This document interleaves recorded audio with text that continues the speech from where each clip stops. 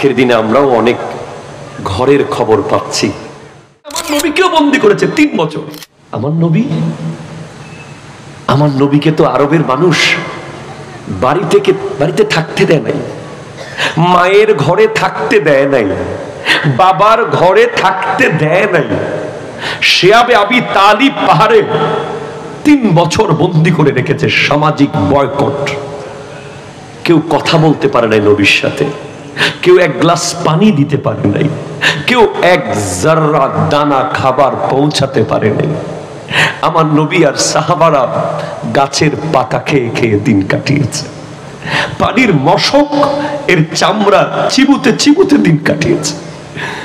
হযরতে আব্দুল্লাহ, হযরতে আবু তালিব নবীজির কাছে গিয়ে বলে, মুহাম্মদ সাল্লাল্লাহু আলাইহি ওয়াসাল্লাম, আমি আর সহ্য করতে পারছি না আমার ভাতিজা, তোমাকে আমি কিভাবে নিয়ে যাব এখান থেকে, একটু বলো। তোমার জিসম মোবারক তো খানা না খেয়ে কেমন হয়ে গেছে, সাহাবারা সবাই হাড্ডি আর গোশত লেগে গেছে। 3 বছর পাহাড়ে বন্দী, জমিনে নামতে পারে নাই, কারোর সাথে কথা বলতে পারে নাই। আমার নবী বলে, চাচা যান, ওরা রেজুলেশন লিখেছে মক্কার নেতারা যে আমার সাথে সামাজিক বয়কট। বলে রেজুলেশনটা কোথায় আছে? এটা কাবা ঘরের একটা সিন্দুকের ভিতরে পাথরের নিচে আছে। কিন্তু চাচা যান, আপনি কি জানেন সেই রেজুলেশনের লেখাগুলো মুছে গেছে? ওখানে শুধু আল্লাহ আর মুহাম্মদ লেখা আছে।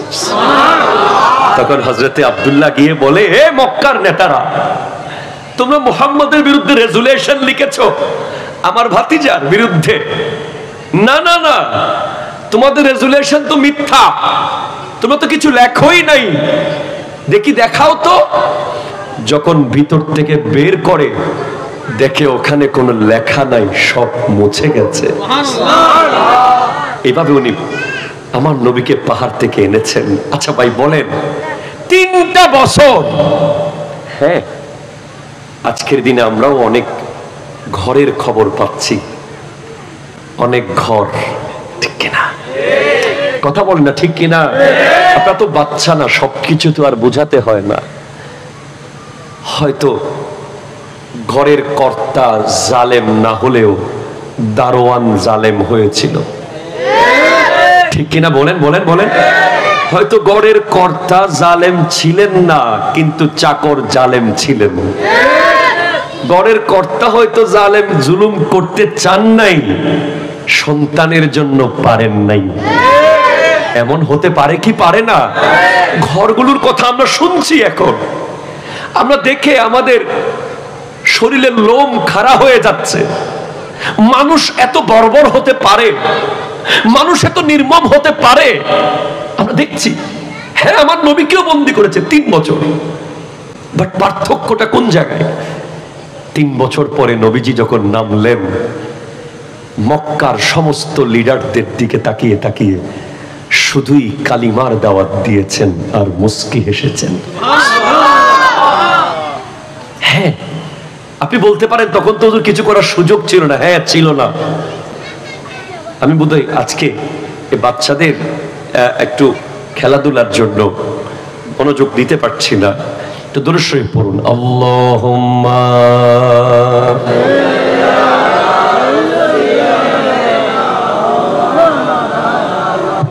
ওয়া আলা আলি সাইয়্যিদিনা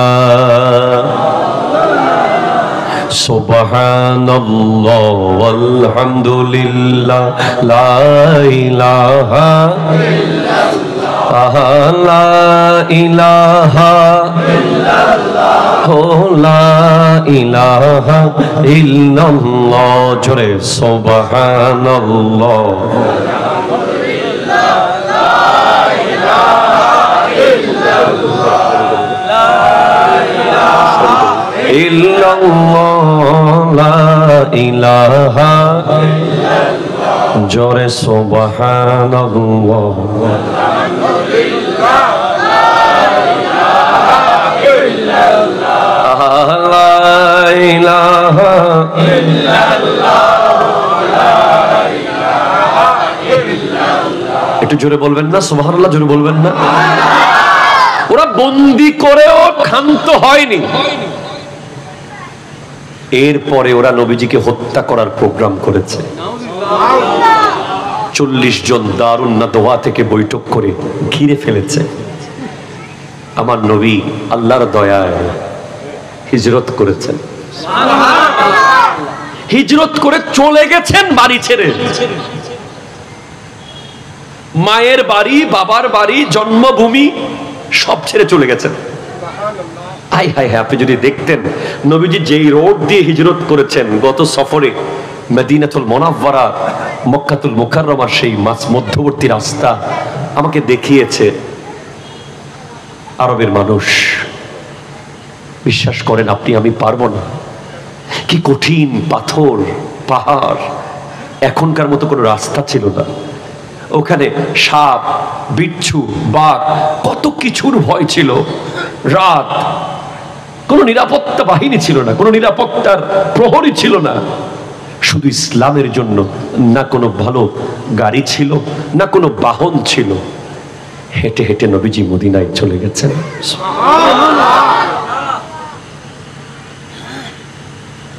আমি কি বলে বোঝাবো আপনাদেরকে? এরপরে মদিনাতুল মুনাওয়ারা যাওয়ার পর তারা বদরের মাঠে নবীজিকে আক্রমণ করেছে। নবীজি বারবার বলেছেন আমি যুদ্ধ করতে চাই না। আবু জেহেল বলে না, যুদ্ধ করব। যুদ্ধের মাঠে নবীজিকে ডেকেছেন। উহুদে কি করেছেন? আবু সুফিয়ান রাদিয়াল্লাহু তাআলা, যিনি ইসলাম কবুল করেছেন মক্কা বিজয়ের দিন, উনি বদরের যুদ্ধের প্রেক্ষাপট ছিলেন। উনি উহুদের যুদ্ধেও উনি বলেছেন মুহাম্মদকে হারাতে না পারলে সাল্লাল্লাহু আলাইহি ওয়াসাল্লাম আমি নারী আর তৈল স্পর্শ করব না। ওনার স্ত্রী হিন্দা, আমার নবীর চাচা হযরতে আমির হামজা রাদিয়াল্লাহু তাআলা আনহুকে 70 টুকরা করে কলিজা বের করে চিবুতে চিবুতে মুখের মধ্যে। কি নির্মম, কি নির্মম! অথচ আপনি অবাক হবেন, আমার নবী যেদিন 8ম হিজরিতে মক্কা বিজয়ে যাচ্ছে, এর আগে 6ষ্ঠ হিজরিতে হজ করতে, উমরা করতে যেতে চেয়েছিলেন, কাবাগর তাওয়াফ করতে, ওরা যেতে দেয়নি। নবীজি ফিরে এসেছেন, হুদায়বিয়ার সন্ধি হলো।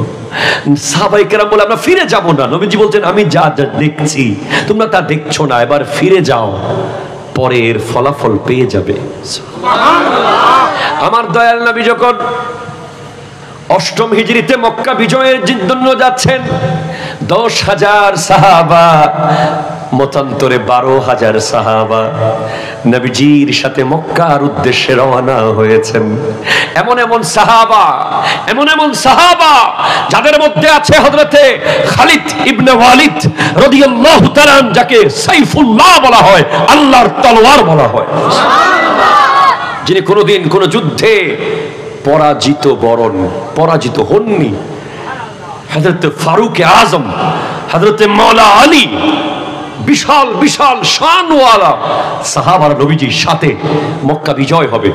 রাত্রিবেলা একটা পাহাড়ের মধ্যে আলো জ্বালিয়েছেন, মাররাজ জাহারান নামক ওই আলো জ্বালানোর পর হযরত ওমর ফারুক আজম রাদিয়াল্লাহু তাআলা ওনার নেতৃত্বে একটা ছোট দল নিয়ে গিয়ে আবু সুফিয়ান রাদিয়াল্লাহু তাআলা আনহুকে অ্যারেস্ট করে নিয়ে আসলেন। এখন গলা কেটে ফেলবেন, কারণ অনেক জুলুম করেছেন, অনেক কষ্ট দিয়েছেন। কিন্তু হযরত আব্বাস ইবনে আব্দুল মুত্তালিব রাদিয়াল্লাহু তাআলা বলেন, ওমর এখন তাকে কিছু করিও না, আগে একটু নবীজির কাছে নিয়ে যাও, নবীজি কি বলে দেখো। যেই মাত্র হযরত আবু সুফিয়ানকে নবীজির সামনে নেওয়া হলো, আমার নবী যাকে দেখা মাত্র কতল করার দরকার ছিল, এত জুলুম করেছে, এত অত্যাচার করেছে, আমার নবী তাকে দেখার সাথে সাথে মুস্কি হেসে দিলেন। জোরে বলেন মুস্কি হেসে দিলেন। উনি পুরো অবাক।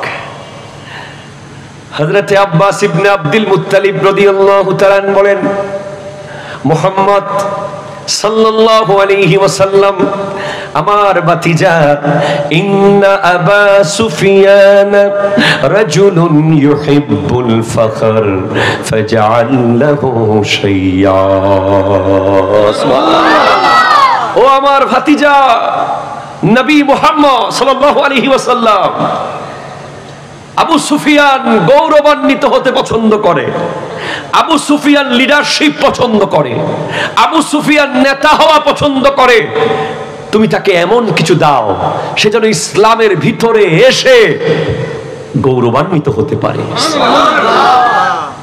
যাকে জবে করে দেওয়ার কথা, যাকে দেখা মাত্র ফাঁসি দেওয়ার কথা, যাকে দেখা মাত্র আগুনে পুড়ে ফেলার কথা,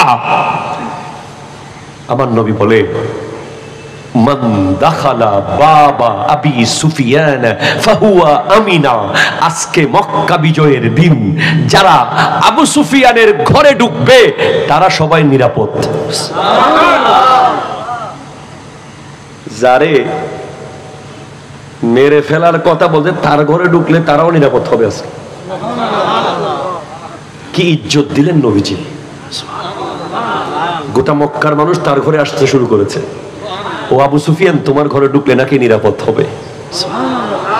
কারণ 10,000 সাহাবা একসাথে। এরপরে আমার নবী বলে ওয়ামান দাখালাল মসজিদ ফাহুয়া আমিনা। যারা আজকে মসজিদে হারামে প্রবেশ করবে তারা নিরাপদ। আমার নবী বলেন ওয়ামান আগলাকা বাবাহু ফাহুয়া আমিনা। যারা ঘরের খিল মেরে বসে থাকবে ভিতরে তারাও নিরাপদ। হায় হায় হায়। আবু সুফিয়ান রাদিয়াল্লাহু তাআলা বলে মুহাম্মদ, আপনি আজকে আমাকে যা ইচ্ছা করতে পারেন, আমি আপনাকে আপনার সামনে আমাকে সুফর্দ করে দিলাম। আমি এত জুলুম করেছি, এত অন্যায় করেছি, আজকে আপনি আমাকে কেটে ফেললেও কোনো কৈফিয়ত দেওয়ার কিছু নাই, মেরে ফেললেও কিচ্ছু বলার নাই, আপনার হক। আমার নবী বলেন চাচা যান, আপনি বুঝেন নাই, আপনাকে আজ আমি ক্ষমা করে দিয়েছি। আপনার জন্য ক্ষমা। ইভেন আপনার বিবি হিন্দা, যিনি আমার চাচাকে 70 টুকরা করে কলিজা চাবাই চাবাই খেয়েছে, তাকেও আমি ক্ষমা করে দিলাম। সাথে সাথে হযরত আবু সুফিয়ান রাদিয়াল্লাহু তাআলা বলে আমাকে কালিমা পড়িয়ে দাও, তাড়াতাড়ি কালিমা পড়িয়ে দাও। লা ইলাহা ইল্লাল্লাহ মুহাম্মাদুর রাসূলুল্লাহ। জোরে বলেন সুবহানাল্লাহ।